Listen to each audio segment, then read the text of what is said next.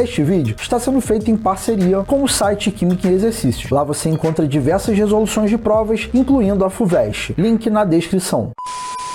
Algumas gotas de um indicador de pH foram adicionadas a uma solução aquosa saturada de dióxido de carbono, a qual ficou vermelha. Dessa solução, 5 ml foram transferidos para uma seringa, cuja extremidade foi vedada com uma tampa, figura 1. Galera, a gente vai fazer o seguinte, para essa questão eu vou ler o texto e vou mostrar na figura aqui, como uma finalidade da gente ganhar tempo mesmo, para eu poder não ter que voltar no texto ali e ficar recordando algumas coisinhas mais básicas. Então se liga só, a gente pegou lá aquela solução aquosa saturada, né, que ficou vermelha e tal. Aí aquela solução, os 5 ml, tá aqui, tá vendo? Os 5 ml, aqui tá meio escuro, mas é para representar aqui o vermelho, né? Então a gente colocou lá, né, e colocou uma paradinha aqui para poder vedar, né? A extremidade foi vedada. Então isso daqui tá vedado, pá, figura 1. Aí na etapa 1, né, que é o em seguida, o êmbolo da seringa foi puxado, lembrando que a parada aqui tá vedada, tá? Então você puxou até a marca de 50 ml. Então quando parou na marca de 50 ml, lembrando que aqui no 45 é justamente porque você tem 5 ml, né, do líquido ali, né, que foi colocado, que no caso é aquela solução aquosa saturada de dióxido de carbono, e aí você travou nessa posição aqui, né, porque se você não travar, vai voltar, mas enfim, aí você travou naquela posição ali, e o que aconteceu? Você observou que teve a liberação de muitas bolhas dentro da seringa, né, e teve uma mudança da cor da solução para laranja, que é a figura 2, né? Então tá vendo que aqui tá mais clarinho se comparado com a figura 1? Então a gente tá, né, trabalhando com o indicador de pH, e a FUVEST ela já deu pra gente aqui os dados, a questão do pH. Então, ó, vermelho tá um valor de pH abaixo de 4,5, e como a questão disse, ficou laranja, né? Então ela falou, depois a cor da solução ficou laranja, né, que é a figura 2 ali. Laranja envolve um pH maior, então quando eu puxei lá, né, um êmbolo, a gente teve um aumento do pH, né, e teve lá a liberação de bolhas e tal. Aí na etapa 2, o que aconteceu? Ó, a tampa e a trava foram então removidos, então tirou lá aquela trava, né, a trava aqui embaixo, e tirou aquela tampa que estava vedando, e aí naturalmente você teve um escape de gás, né, até mesmo porque você empurrou o êmbolo, né, de modo a expulsar totalmente a fase gasosa, mas não o líquido. Perceba que ficou aqui ainda num 5 mililitros, né? Aí você colocou novamente a tampa, ó, a tampa aqui novamente, né? Foi colocada na extremidade da seringa, né? A figura 4. E aí depois você, né, na etapa de número 4, né, chegando na figura de número 5, você novamente puxou o êmbolo, voltando para a marca de 50 ml, e aí você teve que, no caso, aquela solução liberou poucas bolhas e ela ficou amarelada. Então tá vendo que tá mais clarinho se comparado com o anterior, então ficou amarelado. E um amarelo, né, indica que a gente teve um aumento do pH se comparado com o que tinha anteriormente, né? O indicador, ele diz isso daí. Enfim, e isso a FUVEST deu, tá, pessoal, lá nos dados. Bom, então feita essa explicação do que está rolando, na letra A, pede assim, olha, explique, incluindo em sua resposta as equações químicas adequadas de por que a solução aquosa inicial saturada de dióxido de carbono ficou vermelha na presença do indicador de pH. Pelo comando da letra A gente tem mais de uma equação para poder escrever, né? A gente sabe que o dióxido de carbono ele está presente no estado físico, né? Em condição ambiente e tal, né? Então a gente tem que o CO2 gasoso, para ele, né, como a questão diz, sei lá, solução aquosa saturada de dióxido de carbono. Então a gente vai ter que considerar numa primeira equação que a gente vai ter o quê? Esse dióxido de carbono em meio aquoso, tá? Então deixa eu só apagar aqui que eu estou escrevendo errado aqui, ó, gasoso não, aqui é aquoso, tá? Então a gente vai ter dióxido de carbono gasoso em equilíbrio com o dióxido de carbono aquoso, tá? Então essa equação aqui resolve o meu problema inicial de ter que demonstrar para a banca, né, que eu estou constituindo uma solução aquosa de dióxido de carbono, tá? Então essa equação aqui resolve o primeiro problema. Então essa daqui seria a minha primeira equação. Aí, como a gente tem a presença de água e a gente sabe que o dióxido de carbono carbono, ele é um óxido classificado como ácido. O que vai acontecer com esse dióxido de carbono, já que está em meio aquoso? Ele vai reagir com a água, tá? Então ele vai ter lá uma reação química com a água, e aí a gente sabe que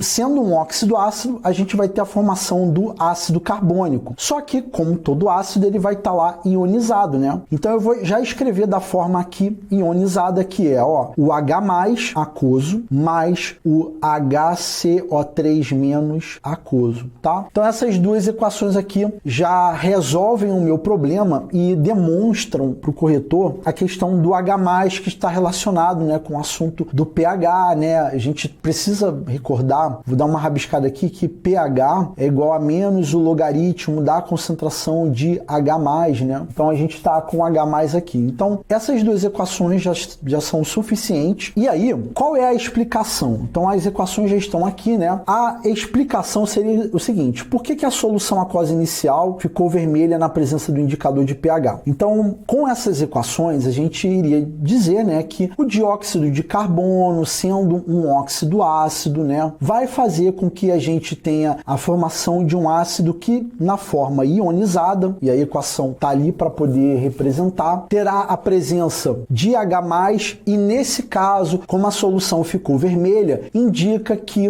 o pH está abaixo de 4,5, conforme o que demonstra o indicador, tá? Então, assim, a ideia é essa. A ideia era justamente você comentar, né, que o dióxido de carbono, como ele é um óxido ácido, a gente vai ter, no final das contas, com a ionização desse ácido formado, um aumento da concentração de H+, fazendo com que o pH alcance valores abaixo de 4,5, indo ao encontro do que os dados demonstram, né, que quando você tem a coloração vermelha, você tem um pH abaixo de 4,5, tá? Assim, eu tô só mostrando para vocês, assim, algumas ideias para você ter uma noção de como poderia estruturar a resposta, mas basicamente passava por isso daqui que eu falei, tá? Existe uma outra possibilidade de você também demonstrar a equação que eu vou fazer agora, né? Você também poderia, sei lá, você poderia, ao invés de escrever somente essas duas equações, você poderia colocar primeiro o ácido carbônico, tá? Poderia fazer lá, deixa eu apagar aqui primeiro. Então você poderia fazer nessa segunda equação,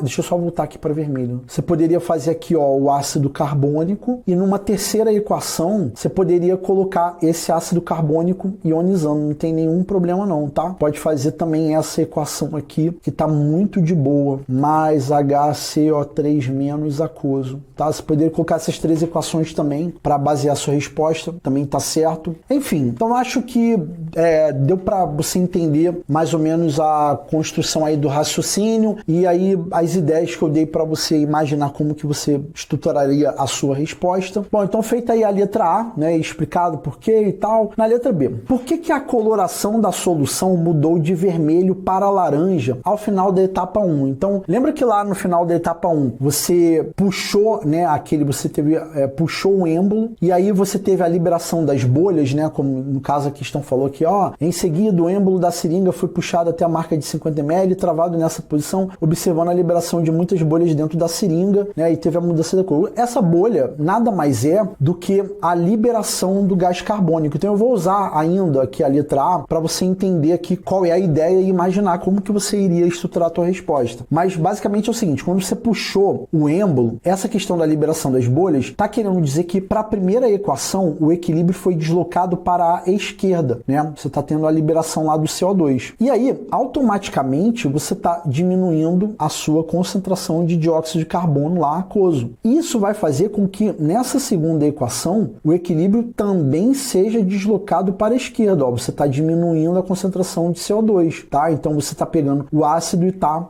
no caso, decompondo ele em dióxido de carbono e água. Só que você também pegar esse ácido aqui, você também está deslocando esse equilíbrio aqui da equação de número 3 para a esquerda, sacou? E aí, automaticamente, ó, nessa equação de 3, que é a chave, você está reduzindo a concentração de H+ para deslocar para a esquerda. Então, quando você puxou o êmbolo lá e teve a liberação das bolhas e tal, que significa que você liberou o gás carbônico e estava lá em meio aquoso, você, no final das contas, por todos esses deslocamentos que eu acabei de demonstrar, você está reduzindo a concentração de H+.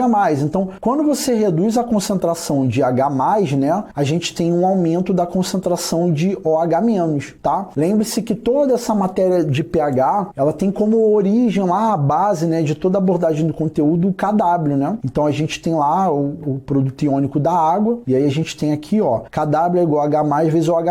Então, como aqui a gente tem um valor constante, né? Aqui não sei se fala temperatura, não fala nada de temperatura e tal, mas imaginando 25 graus Celsius em um ATM, não sei se você lembra que o KW é 10⁻14, tá? Só tô fazendo isso daqui só para você entender de onde tá saindo as coisas. Então, o que acontece? Esse 10⁻14 é constante. Então, quando a gente estuda a matéria de pH, por exemplo, a gente aprende que, se o pH é igual a 4, a concentração de H+ é igual a 10⁻4. E a concentração de OH-, para ficar 10⁻14, tem que ser 10⁻10, tá? Então, o que vai acontecer? Desde o momento que você está reduzindo a concentração de H+, então, se você está reduzindo a concentração de H+, de OH- vai aumentar. Então, você vai estar, de vermelho para laranja, você vai estar aumentando o pH. Então, por que a coloração da solução mudou de vermelho para laranja ao final da etapa 1? Então, essa mudança ocorreu porque justamente, como o texto disse, a liberação das bolhas, né, que indica que houve a liberação de CO2 que estava em meio aquoso, né? Essa liberação de CO2 fez com que os equilíbrios, né, que você demonstrou lá na letra A, foram deslocados, resultando numa redução da concentração de H+, que, consequentemente, ocasiona um aumento do pH, né? Enfim, uma ideia assim para você imaginar como você poderia colocar a resposta. Mas, basicamente, é isso, tá? E aí, explicado aí um pouquinho mais tecnicamente aqui a letra B, aí a letra C, ela fala assim, olha, a pressão da fase gasosa no interior da seringa, nas situações ilustradas pela figura 2 e 5 é a mesma, justifique. Aqui a gente tem que voltar no texto, que ele diz assim, olha, na etapa de número 1, né, quando você fez lá o processo, você teve a liberação de muitas bolhas, muitas bolhas dentro da seringa. Só que lá na etapa de número 4, o que aconteceu? Você teve poucas bolhas. Então, primeiro tinha muitas e depois teve poucas bolhas. A gente sabe que a pressão, automaticamente, né, a pressão da fase gasosa, ela não vai ser a mesma, tá? E por que ela não vai ser a mesma? Justamente pelo fato de que, como a pressão é gerada pelo número de moléculas, né, na fase gasosa que você tem, e como o texto indicou que teve a formação de poucas bolhas, né, lá na figura 5, então isso quer dizer que a pressão não vai ser a mesma e a pressão da fase gasosa no interior da seringa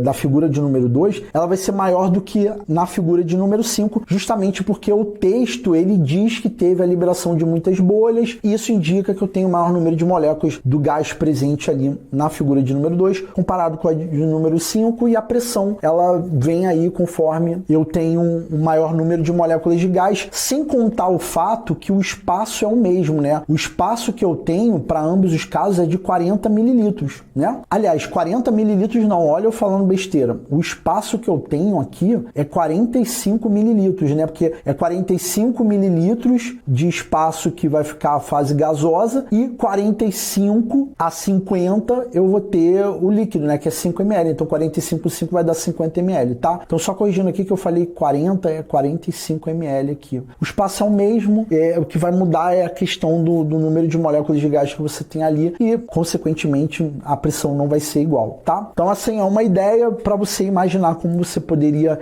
estruturar a sua resposta aí para colocar aí nessa questão, caso você estivesse fazendo essa prova, tá? Bom, então é isso. Espero que possa ter dado para entender aí a questão de número 5, que essa daí é a resolução.